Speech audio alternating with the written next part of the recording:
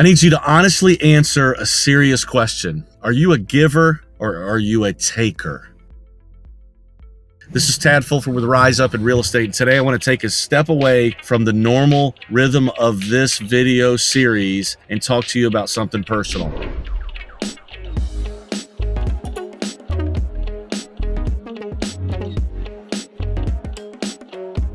I want you to consider asking yourself a question that is, in my opinion, the secret to true happiness and fulfillment and joy in one's life. Do you take more or give more? The Bible says it is more blessed to give than receive. And for years, I couldn't put my mind around that. Like I couldn't understand what it meant to be more blessed to give something away than to actually receive it. In our world, a lot of times, depending on what culture you are from or used to, it might not be exactly true. But in the American culture, getting a gift is an amazing thing. Like all of our holidays are based around it. Birthdays, even Christmas. I mean, as a matter of fact, Christmas is a celebration of someone else's birthday and we're all getting gifts. In America, we understand and we take it for granted that getting is a fun thing. We love to receive gifts. But years ago, when I had children, I started to understand what this phrase means. It's better to give than to receive. As I watch their faces light up with joy when they get that present that they've asked for, it gives me true fulfillment and joy that I've never understood in my life before. Being able to give my wife something that she really, really wants and cherishes, and it surprises her. I promise you that I am just as blessed by that moment as she is. It's very, very strange to put our minds around, but as we learn about giving versus receiving as we get older, we understand that it is more blessed to give than to receive. So I want to ask you a question today in your business and personal life. Are you a contributor? Are you a consumer?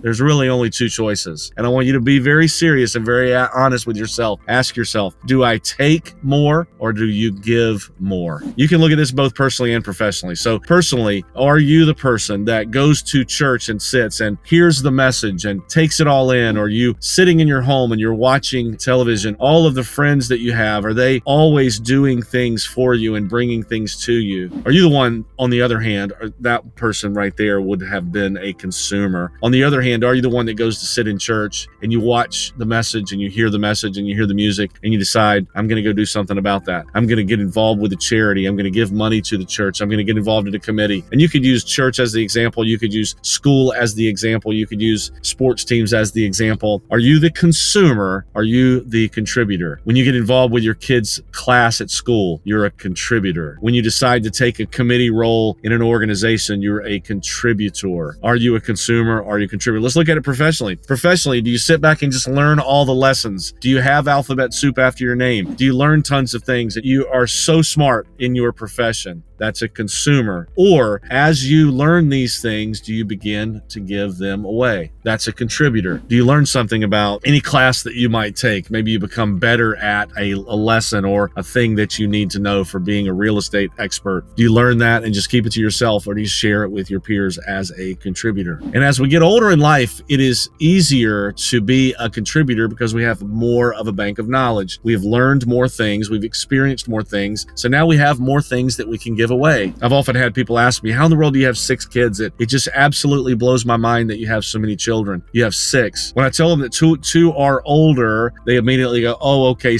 almost like a sigh of relief. You only have 4. And then when they find out that my 4 are under the age of 7, their face changes. And you know why? Because they know in their mind when they're asking me that question that those 4 children are consumers. They need so much. You take a little baby in your hand. The baby cannot do anything for themselves. They're 100%, all capital letters, consumer. They can't eat for themselves. The only thing they can do is their heart beats and they can breathe by some miracle. But you have to feed them. You have to bathe them. You have to carry them from place to place. As they get older, though, they begin to take on things now that they can do on their own. They begin to not have to wear diapers, or they can feed themselves, or they can now sit up by themselves, or they can now start to crawl and they can walk. We have a 7-year-old now that has already made the turn to being more of a contributor. She can change a diaper now as opposed to wearing one on her own. She can feed the baby rather than have to be fed. She can bathe herself rather than have to be bathed. You see, once the children, this goes from being a consumer to a contributor, then things begin to change all around us. There's a lesson in that we could learn at an adult level. If pick any organization, pick your business career, pick any relationship that you have, if you become only a consumer, that relationship, that situation, that committee, that thing will be not as valuable. It will be more draining. It will take all of your time. As you begin, though, like my family has done just by growing up, if you grow up in all of your adult situations, in all of your relationships and your business connections, if you decide today that you're going to be less of a consumer and more of a contributor, then you will begin to feel the blessings of giving as only to receiving. I'm hoping that you will take this message today and you will start analyzing how you live your life, how you experience your relationships, how are you networked and linked, and you will decide, because of what you've been blessed with, that you will be a blessing to others. Again, this is Tad Fulford with Rise Up in Real Estate,